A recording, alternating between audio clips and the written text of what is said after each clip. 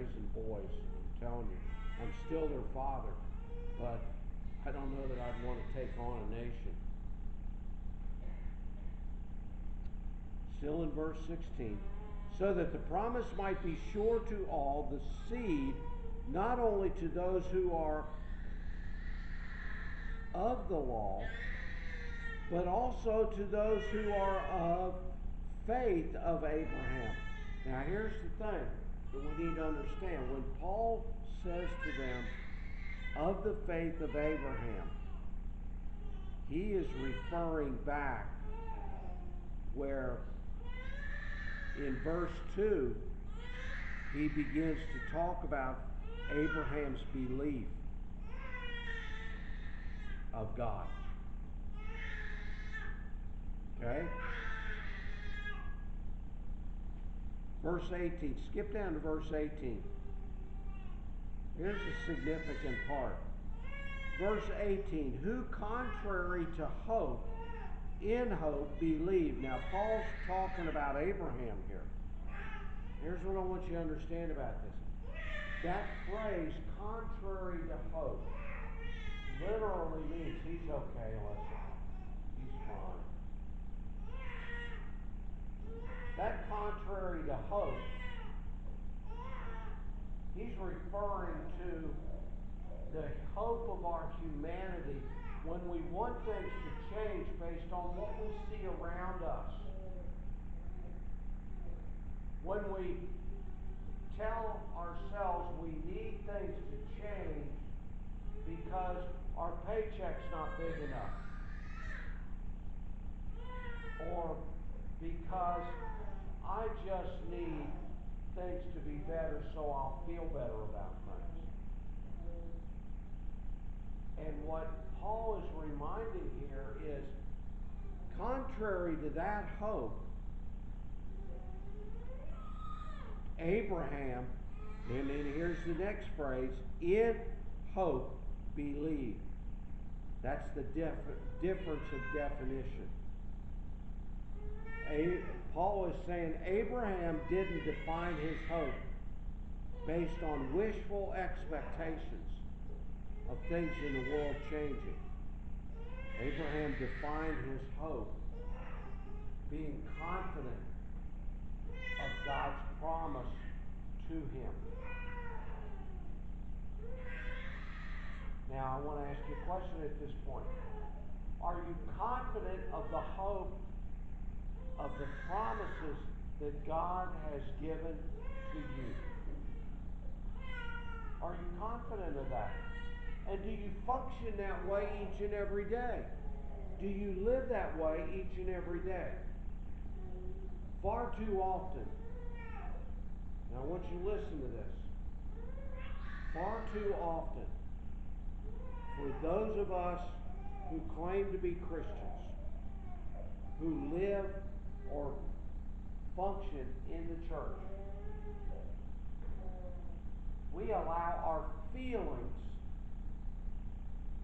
to inform or govern our doctrine, rather than allowing the doctrine or the truth of God to govern our feelings.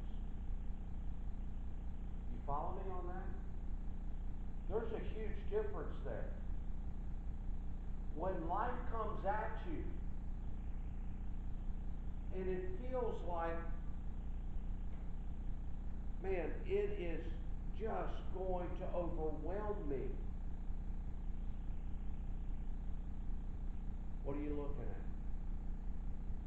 Are you looking at the promises of God, like Mike mentioned in Psalm 46:10, be still and know God? Or are you looking at the world wishfully expecting things to change?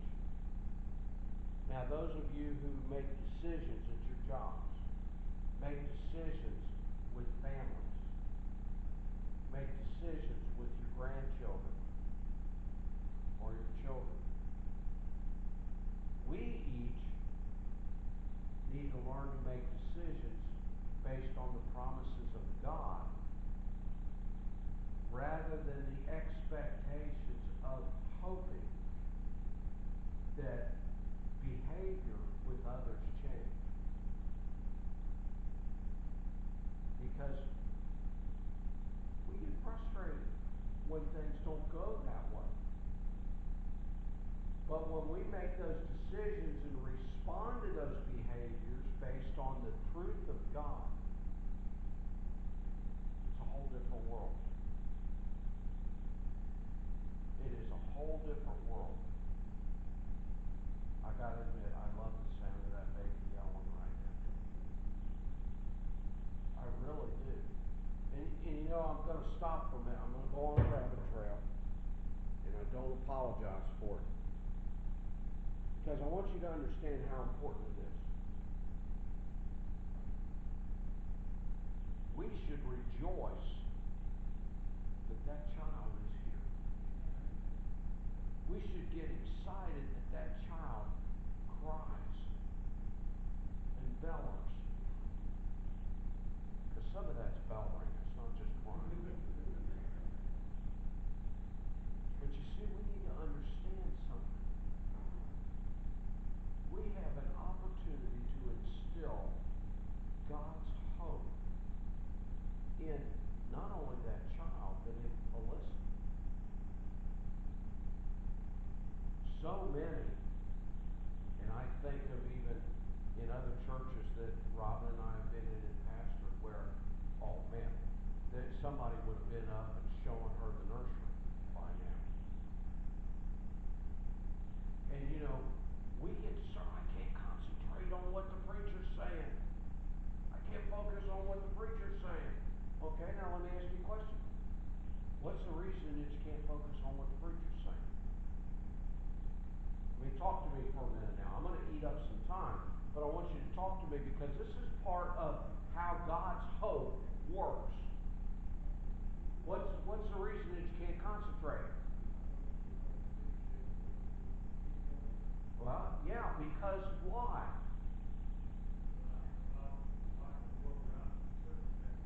We are allowing the world around us and the behavior of what's going on around us, as Mike said, which is a good word, circumvent where our thinking ought to be. And you see, we subtly allow ourselves to be affected by this each and every day. You have people that work under you. Seth, I don't know if you've got people that work under you where you work or what happens with that, but when they don't do what you ask them to do, it can be frustrating at times, can't it? See, I ask him questions and he just needs to nod his head because that's the most I get out of him. And it can be frustrating. So now the question is, why? Why is it frustrating?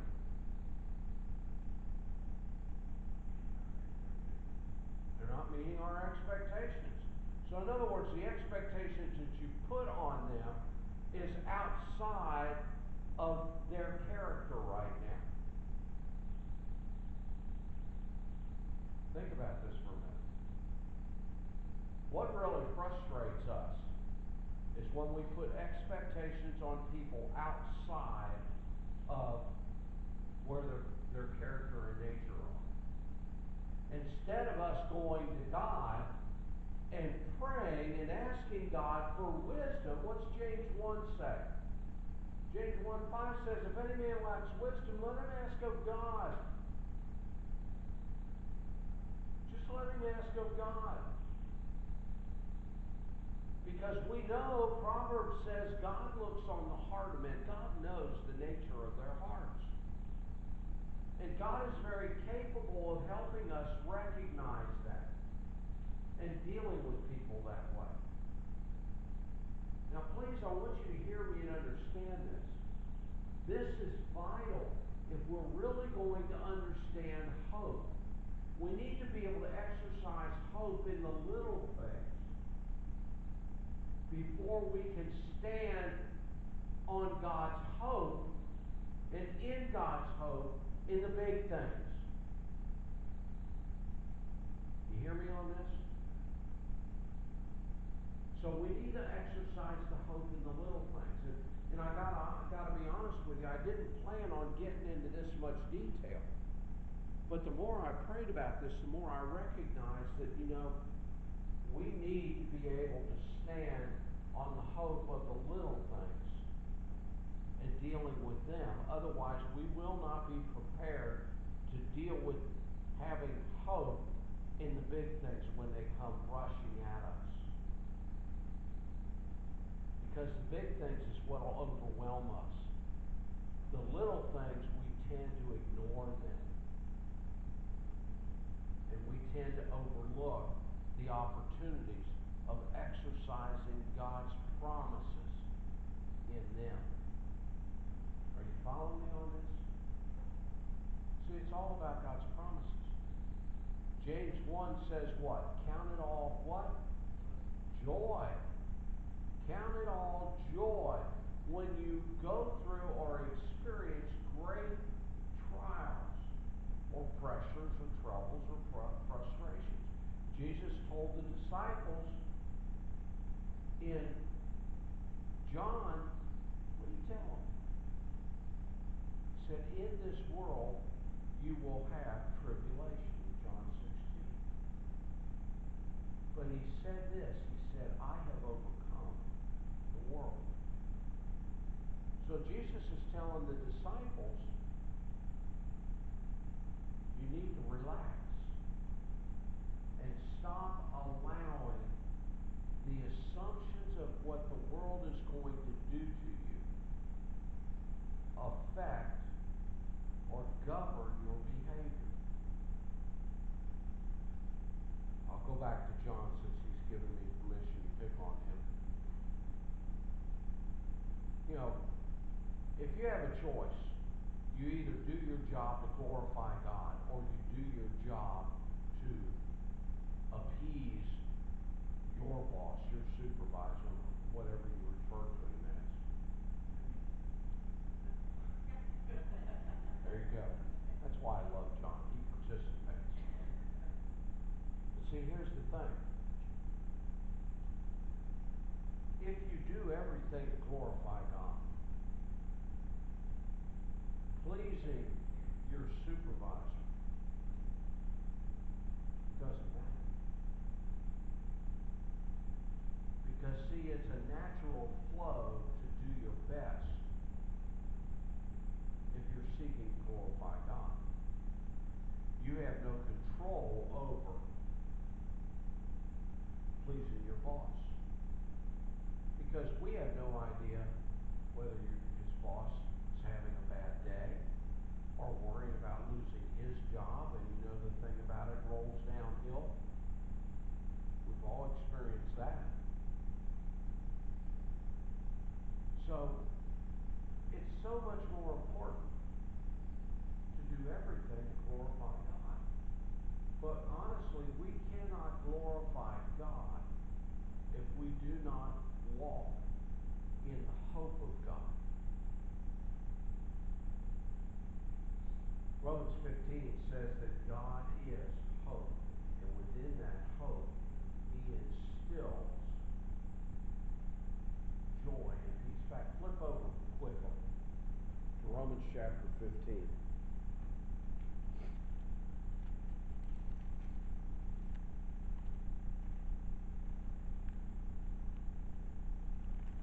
This is why it's so important to study the entire Word of God. Romans chapter 15.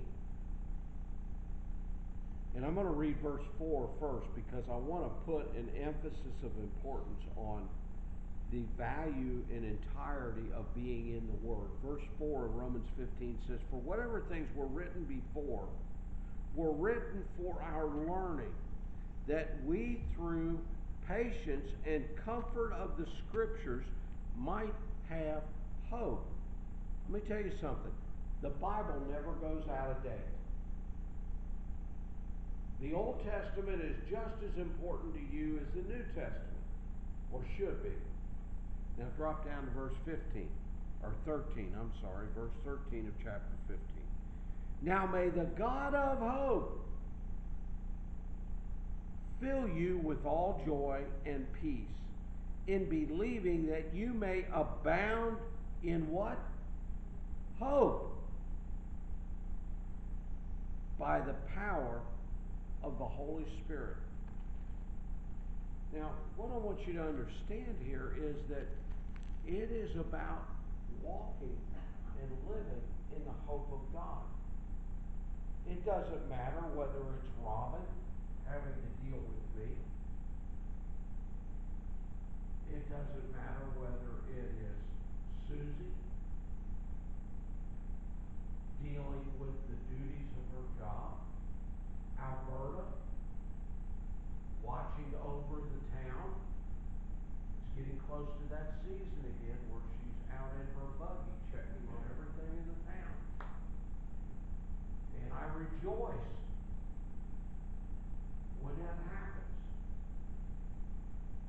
It doesn't matter whether it's Cindy rearranging her house as she told me she's doing right now.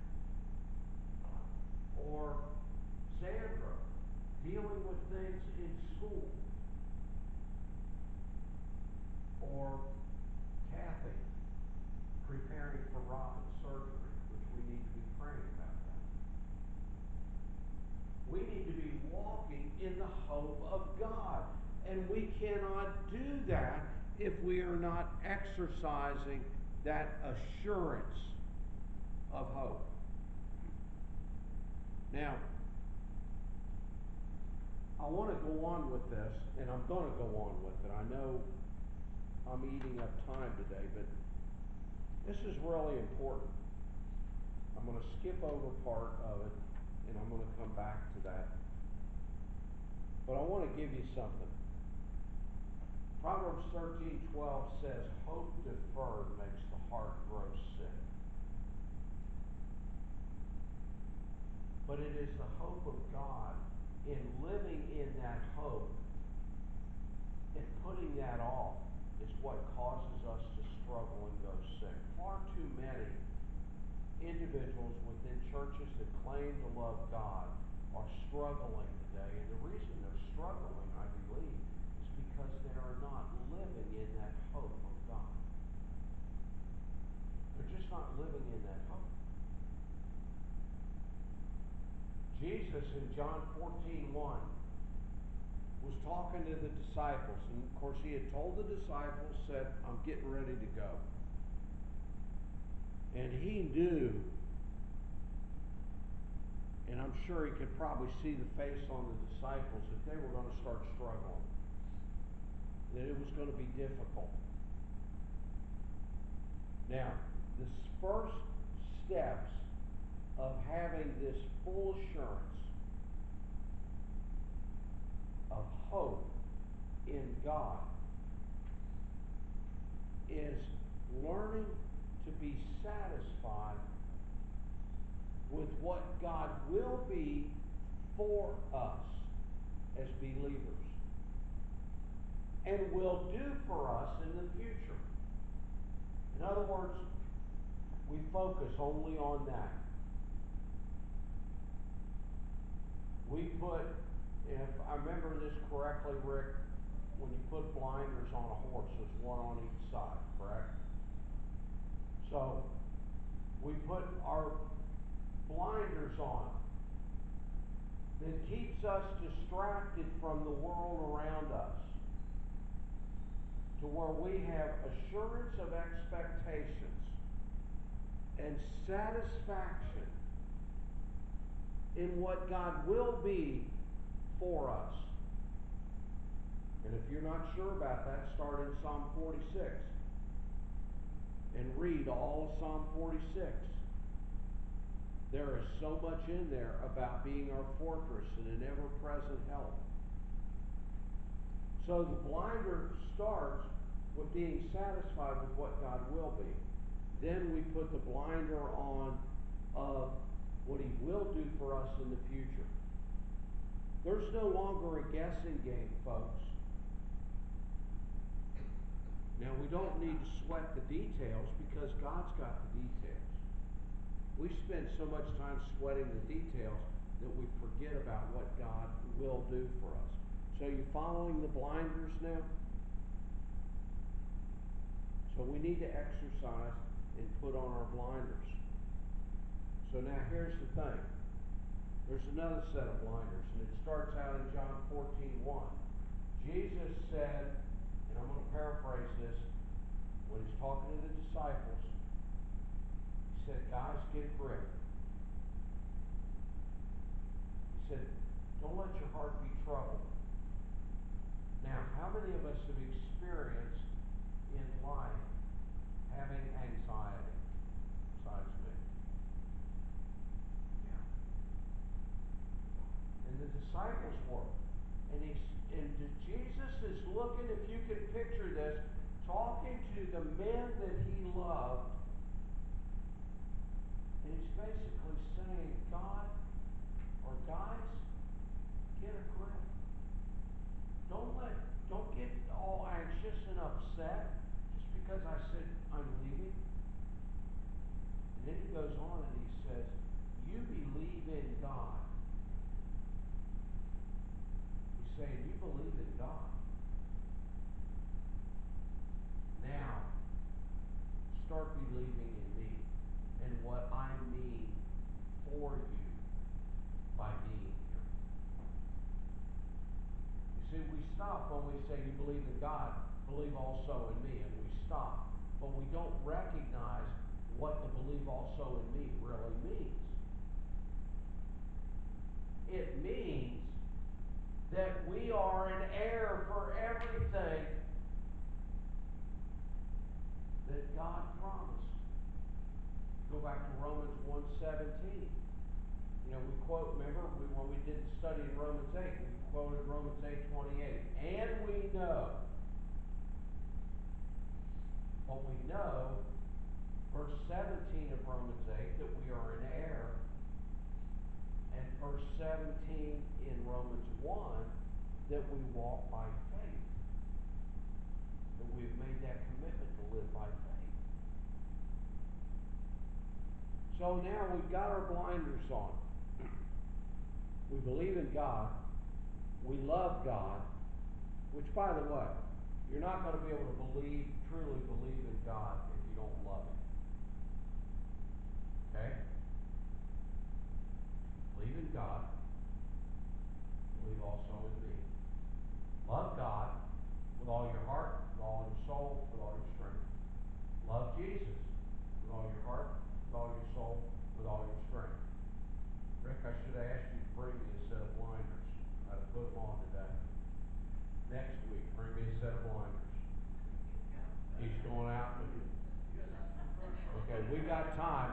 I love him. If he brings them in here, I will put them on because I want you to understand this point.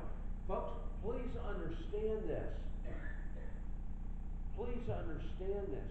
The reason so many of us struggle is because we do not fully understand this concept of hope in God.